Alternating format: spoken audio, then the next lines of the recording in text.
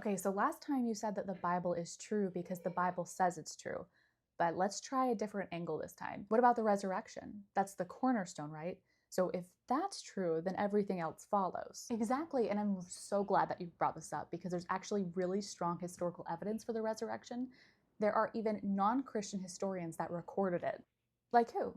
Like Josephus, the Jewish historian. He records Jesus rising from the dead. Right.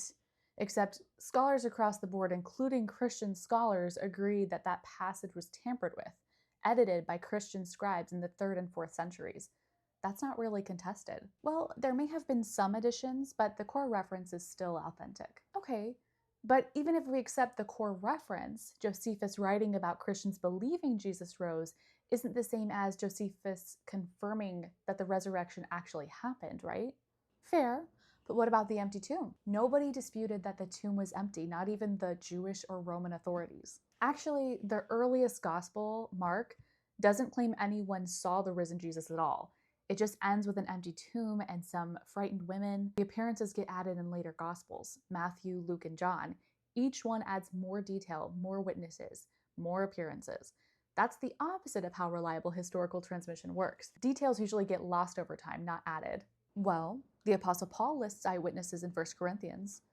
500 people witnessed the resurrection of Jesus.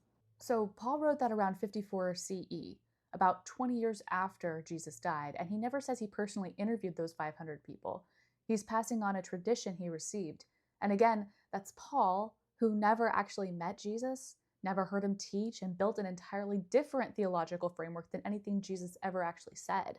Paul had a personal encounter with the risen Christ on the road to Damascus. He described it as a vision and a light, which is actually really significant because in that same letter, he lists himself alongside the other resurrection witnesses as if his visionary experience and their experiences were the same kind of thing, which raises the question of what the other appearances actually were. Look, you're applying modern skeptical standards to ancient history. I'm just applying the same standards historians apply to every other ancient claim.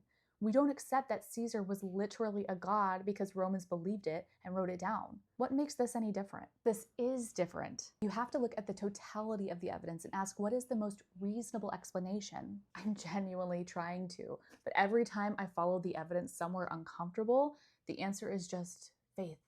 And I have to ask if the evidence was actually as strong as you're saying it is, why would faith be necessary at all? I'll pray for you.